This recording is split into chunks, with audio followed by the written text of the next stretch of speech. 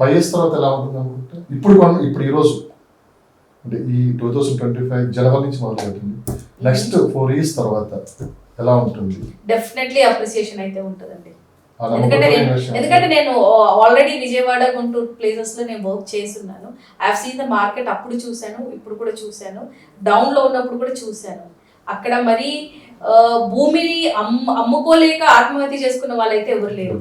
So definitely అక్కడ డబ్బులు ఉన్న వాళ్ళు ఇన్వెస్ట్ చేస్తున్నారు. ఆ రిస్క్ లో చాలా ఫలితం కూడా ఉంది. And I bet you this with all my expertise. ఎందుకంటే ఒక ప్రాపర్టీ డెవలప్ అయ్యేది కదా, ఒక సిటీ డెవలప్ అవ్వాలంటే ఇన్ఫ్రాస్ట్రక్చర్ డెవలప్మెంట్ అవ్వాలి. ఆ ఇన్ఫ్రాస్ట్రక్చర్ మీద the new government 100% they are putting their efforts. ఫైనల్గా లాస్ట్ చాలా మంది క్లైమేట్ ఒకటి నుంచి ఎక్కువ డెస్టినేషన్ జరిగింది. బేసిక్గా హైదరాబాద్ క్లైమేట్, బెంగళూరు క్లైమేట్ మనం చూస్తున్నాం. అమరావతికి వచ్చాక ఒకటి మనకు కనపడితే క్లైమేట్ ఒకటే కనపడుతుంది, మిగతా అంతా ఒకే ఒకటి. దుబాయ్ లాంటి ప్రాంతం కూడా ఇంత మించి అందులో ఉన్నాయి, చాలా ప్లేసెస్ ఉన్నాయి, కానీ అంత మించి డెవలప్మెంట్ ఇప్పుడు ప్రపంచం మొత్తం దుబాయ్ చూస్తుంది. సో అలాంటి ఇన్వెస్ట్మెంట్స్, అలాంటి ప్లానింగ్స్ అమరావతిలో జరిగే అవకాశం ఉంది. డెఫినెట్లీ అవుతుందండి, ఎందుకంటే అదొక ప్లాన్డ్ సిటీ. అంటే చూసే వాళ్ళకి ఏంటంటే మనం ఇది ఎక్కువ మాట్లాడుతున్నాము, ఎక్కడో ఊహించుకుంటున్నాం అని చెప్పి కొంతమంది నెగిటివ్గా ఆలోచించాలి. కానీ దుబాయ్ కూడా ఆ రోజు మనం అనుకున్నాము. కరెక్ట్.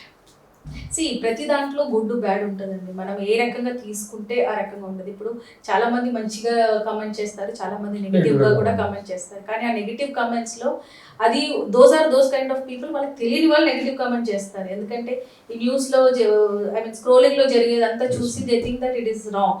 కానీ నన్ను అడిగితే నేను ఒక కాన్సెప్ట్ లో బాగా బిలీవ్ చేస్తాను, టచ్, ఫీల్ అండ్ సీ. అంటే నేను ఏదైనా మాట్లాడే ముందు I need to see that, I need to touch that, I need to feel that. నేను ఇప్పుడు ఇంత గట్టిగా అమరావతి గురించి ఎందుకు మాట్లాడుతున్నానంటే నేను దీని ముందు కూడా ఆంధ్ర డెవలప్మెంట్ బాగా చూశాను. So that is why I'm betting. I'm sitting in Hyderabad and I'm betting on Amaravati. ఇప్పుడు ఫ్రాంక్లీ స్పీకింగ్ నాకు కూడా ల్యాండ్స్ ఉన్నాయి ఆంధ్రాలో, కర్నూలులో నాకు చాలా ల్యాండ్స్ ఉన్నాయి. నేను అమ్ముకోకుండా ఎందుకు పెట్టాను అంటే అక్కడ ఇప్పుడు తిరుపతి రోడ్ వేశారు అండ్ రోడ్ వర్క్ కూడా చాలా ఫాస్ట్గా నడుస్తూ ఉంది. So why would I sell my properties?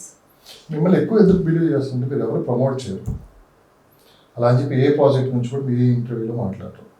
వాస్తవాలు ఉన్నట్లే మాట్లాడుతుంటారు. ఎక్కువ మంది ఎన్ఆర్ఎల్ కూడా మిమ్మల్ని ఫాలో అవుతుంటారు. ఇప్పుడు ఈ 2-3 months ఎన్ఆర్ఎల్ చాలా మంది ఇప్పుడు విజిట్ చేస్తుంటారు ఫెస్టివల్స్. చాలా మంది ఒక కన్ఫ్యూజన్లో కూడా ఉన్నారు. సో ఏంటి మేడం మీరు ఇచ్చే సలహా ఏంటి? ఒకవేళ వాళ్ళు మిమ్మల్ని కలవాలనుకున్నా కానీ, మీతో కాంటాక్ట్ అవ్వాలనుకున్నా కానీ, సో దాని మించి ముందు మీరు ఇచ్చే సలహా ఏంటో చెప్పిన తర్వాత మీ వాళ్ళ ఇష్యూస్ బట్టి మేము వాళ్ళని అడ్రస్ చేస్తామండి. డైలీ నాకు 2 to 3 ఎన్ఆర్ఐ కాల్స్ అయితే వస్తుంది, వాట్సాప్ మెసేజెస్ కానీ, కాల్స్ కానీ. వాళ్ళ మెయిన్ క్వైరీస్ ఇదే ఉంటుందండి, ఎక్కడ ఇన్వెస్ట్ చేయాలి. కొంతమంది ఇన్వెస్ట్ చేసి అమ్ముకోలేని పరిస్థితి ఉంది ఇప్పుడు హైదరాబాద్లో. కొంతమందికి డబ్బులు అవసరం ఉంటుంది. సో అది అమ్మటానికి ప్రొసీజర్ ఏంటి, మాకు బయర్ దొరుకుతారా? So these kind of queries మాకు రోజు వస్తుంది. అండ్ మీరు అన్నట్టు నాకు ఎన్ఆర్ఐ క్లయింట్స్ చాలా హెవీ, వాళ్ళ ప్రాపర్టీస్ని కూడా మేము ఇక్కడ టేక్ కేర్ చేస్తాం. ఎస్పెషల్లీ మేము అడుగుతున్నారు చాలా మంది, మా కామెంట్స్ మా కాల్స్ వస్తూనే ఉన్నాయి.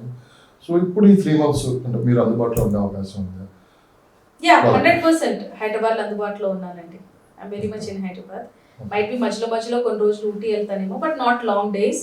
4-5 days కంటే ఎక్కువ ట్రావెల్ చేయట్లేదు. ఇప్పుడు 3 monthsలో నేను హైదరాబాద్లో ఉన్నాను. అండ్ మీరు అన్నట్టు anybody can come and meet me. నా వెబ్సైట్ బ్రౌజ్ చేస్తే వాళ్ళకి నా కాంటాక్ట్ డీటెయిల్స్ అన్నీ దొరుకుతుంది. వాళ్ళకి ఆంధ్రాలో కావాలన్నా we will help them out, హైదరాబాద్లో కావాలన్నా మేము హెల్ప్ చేస్తాము. మేము చాలా సపోర్టివ్గా చేస్తున్నాము. సో మేము ఒక ప్రాజెక్ట్ని ప్రమోట్ చేయటము, ఒక మనిషిని ప్రమోట్ చేయటం కాదు. We are into service industry, మేము సర్వీస్ ఇస్తున్నాము. ఇప్పుడు మీరు అడిగారు ఇంత గట్టిగా ఎలా చెప్తున్నాము అంటే ఎక్కడ ఒక రూపాయి కూడా తీసుకో. కన్సల్టేషన్ అయితే అబ్సల్యూట్లీ చాలా మంది అందరూ ఒకేలా కనిపిస్తారు కానీ దగ్గరకు వచ్చి చూస్తే కానీ తెలియదు. సో నేను కూడా ఎందుకు అడుగుతున్నా అంటే మిమ్మల్ని ఒక 50 times ఇంటర్వ్యూ చేస్తుంటారు. ఎప్పుడు మా దగ్గర కూడా ప్రాజెక్ట్ ఉంది చేద్దామని అడిగింది లేదు. మనకి ప్రజలకు ఏమి ఇద్దామో మోసపోకుండా కావచ్చు, మంచి అప్రిషియేషన్ కావాలన్నా కానీ, ఎందుకంటే ప్రతి రూపాయి తీసి వాళ్ళు ఖర్చు పెడతారు పిల్లల కోసం. ఎస్పెషల్లీ మన ఫ్యామిలీ ఎంతో వాళ్ళు ఎప్పుడు మీరు ప్రతి విషయంలో చెప్తూ ఉంటారు. రియల్ ఎస్టేట్ మీరు నమ్మిన సిద్ధాంతం ఏంటి, మేము పాటించాల్సింది ఏంటి?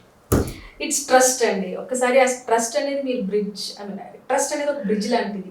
మీకు నాకు మధ్యలో ఉండే బ్రిడ్జ్ని ట్రస్ట్ అంటాము. అది బ్రేక్ అవ్వకుండా చూడాలి. ఇప్పుడు డబ్బులు వస్తాయని ఎవరో ఏదో ప్రాజెక్ట్ చెప్పానని నేనేదో ప్రమోట్ చేసి నేను అమ్మి వాళ్ళు ఇబ్బందులో పడితే definitely that is going to give me a lot of pain. So అలా కాకుండా వాళ్ళకు అనుకూలంగా ఇప్పుడు మేము కన్సల్టెన్సీస్ అయితే మేము ఫ్రీ ఇస్తున్నాం, ఎవరైనా నన్ను వచ్చి కలవచ్చు. When it goes to legal and other things where money is involved only we charge them. లేదంటే మేము ఏది మేము చార్జ్ చేయట్లేదు. కొన్ని ప్రాపర్టీస్ మేడం అంటే వాళ్ళు ఇక్కడ ఉండరు, మేడం మీరు వెళ్ళి చూసి వస్తారా, మీరు ఓకే అంటే మేము పేమెంట్ చేస్తామని, అది కూడా ఫ్రీ సర్వీస్ ఇచ్చేస్తున్నాం. అది కూడా అది కూడా ఫ్రీ సర్వీస్ ఇచ్చేస్తున్నాం. మేము వెళ్ళి చూసి ప్రాపర్టీ కరెక్ట్ ఉందా లేదా అని మేము వీఆర్ టెలింగ్ దెమ్ అంటే పేయింగ్ డైరెక్ట్లీ, చూడకుండా కూడా ఇచ్చేస్తున్నారు. సో అది కూడా చేస్తున్నాం. అన్లెస్ అని అంటే దాంట్లో లీగల్ ఒపీనియన్స్ అక్కడ వేరే సర్వీసెస్ ఇన్వాల్వ్ అయితే తప్ప we are not charging also anything. So ఆ ట్రస్ట్ ఏంటంటే జనాలకు ఉంది. ఇంకోటి ఏంటంటే ఒక్కసారి మీరు నన్ను నమ్మి నా దగ్గర ఒక ప్రాజెక్ట్ కానీ ఎక్కడైనా ఇన్వెస్ట్మెంట్ చేశాక మళ్ళీ మీరు వేరే వాళ్ళ దగ్గరికి వెళ్ళరు. అలాంటి కస్టమర్స్ ఉన్నారు నా దగ్గర. కానీ రియల్ ఎస్టేట్ ఇన్వెస్ట్ చేసే వాళ్ళు చాలా మంది మీకు దగ్గర అవ్వాలనుకుంటున్నారు, మీ సలహాలు పాటించాలనుకుంటున్నారు, మిమ్మల్ని అప్రోచ్ అవ్వాలనుకుంటున్నారు. రకరకాల ప్లాట్ఫామ్స్ మారిపోతున్నాయి. ఇప్పుడు డిజిటల్ అంతా డిజిటల్ అయిపోయింది, కార్పొరేట్ రియల్ ఎస్టేట్ అయిపోయింది. మేడం మీరు ఆయన కొత్తగా ఎక్స్పాండ్ చేసే అవకాశం ఏమైనా ఫ్యూచర్? అంటే మీరు బిజినెస్ అనేది మీకు చేసే బిజినెస్ మీకు చేస్తారు, సర్వీస్ అనేది లాస్ట్ నేను 3-4 years నుంచి మేము చూస్తున్నాను. సో ఎక్కడైతే ప్రాబ్లమ్స్ ఫేస్ చేస్తున్నారో ఖచ్చితంగా వాళ్ళకి మంచి సలహా ఇవ్వడానికి మేము ముందుకు వస్తున్నారు. మనం ఎన్ని చెప్పినా మోసపోయేది ఎలా మోసపోతూనే ఉన్నారు. ఇంకా కాస్త మార్పు వస్తాను మీ ప్రయత్నం అయితే ఫలించింది అనుకోవచ్చు. మీరేమైనా కొత్తగా ఏమైనా ప్లాన్ చేస్తున్నారు? అంటే ఇప్పుడు కొంతమందికి కొన్ని ప్రాపర్టీస్ కావాలనుకున్నప్పుడు సర్వీసెస్ ఇస్తున్నామండి. అది ఎక్స్పాండ్ చేయాలనుకుంటున్నాం. అంటే ఇప్పుడు కొన్ని ఏరియాస్లో వాళ్ళకి ల్యాండ్స్ కావాలి, కొన్ని ప్రాజెక్ట్స్ వాళ్ళు మనకి రెఫర్ చేస్తారు. సో అది కరెక్ట్ ఉందా లేదా అనేది రెఫరెన్స్ కోసం మమ్మల్ని కాల్ చేస్తూ ఉంటారు. మేము వెళ్తాము, చెక్ అని అంటే పర్మిషన్స్ అన్ని కరెక్ట్ ఉన్నాయా లేవా, రిజిస్ట్రేషన్స్ అవుతున్నాయా, అలాంటి సర్వీసెస్ మేము డెఫినెట్లీ ఎక్స్పాండ్ చేయాలనుకుంటున్నాం. అంటే మీరు ఒక్కరు మీకుండే బిజీ ఏంటో మాకు తెలుసు. 15 రోజులు ఎక్కడుంటే 15 రోజులు ఊటీలో ఉంటారు, ఇంకో 15 రోజులు తిరుగుతుంది. కానీ ఒక టీమ్ బిల్డ్ చేసి సో మొత్తం అంటే ఎక్కడికెక్కడ సొల్యూషన్ దొరికేటట్టు ప్లాన్ చేసే ఆలోచన కూడా చేస్తున్నారు అని మేము విన్నాం. అవునండి, కరెక్ట్. అది we are getting tied up with అంటే కొంతమంది మంచి ప్రమోటర్స్. ఫర్ ఎగ్జాంపుల్ యుఎస్ అనుకోండి, సో అక్కడ మీ మనిషి ఒకరు ఉంటారు. సో గైడ్ లైన్స్ అనేది ఇక్కడ నుంచి మీరు అంతా చేస్తూ ఉంటారు. అక్కడ వాళ్ళు ఇక్కడ కొనాలనుకుంటే సో వాళ్ళు కాంటాక్ట్ అయితే మిమ్మల్ని కాంటాక్ట్ అంటారు. ఇలా కొన్ని ప్లాన్స్ ఏమన్నా ఉన్నాయండి. ఐ మీన్ 2025లో మేము ఎక్స్పాన్షన్కి వెళ్తున్నాము. Main into NRI services. Local కంటే కూడా ఎన్ఆర్ఐ పీపుల్ చాలా ఫేస్ చేస్తున్నారు ఇష్యూస్. వాళ్ళతో ఇంటరాక్ట్ చేస్తే కానీ మాకు తెలియదు, మీకు కూడా అర్థం కాదు మేము చెప్పిన మీటింగ్ పెట్టి మేము ఆహ్వానిస్తే మీరు వెళ్ళి డెఫినెట్లీ అండి వెళ్తాము.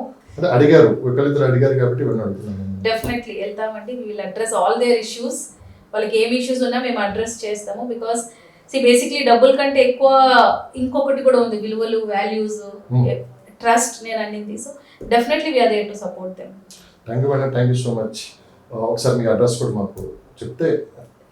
షూర్ అండి. మై ఆఫీస్ ఈజ్ అట్ హైటెక్ సిటీ, మాదాపూర్లో ఉంటుంది. And if anybody wants to reach out to me, my number is 7569922847 and my website is www.bodahomesinfra.com.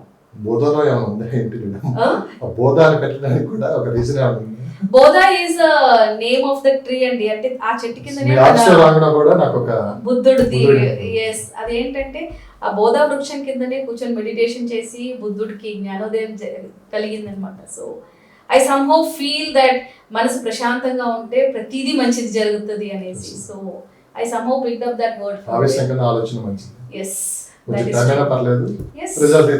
వస్తుంది. డబ్బులు అనేది వచ్చిపోతూ ఉంటది. దానికోసం మాత్రం పరిగెత్తితే మనం మంచి చేయలేము. సో మనం మంచి చేస్తూ ఉండే కొద్దీ అది మనల్ని ఫాలో అవుతుంది. దట్ ఈస్ మై సిద్ధాంతం. Thank you so much. Thank you అండి.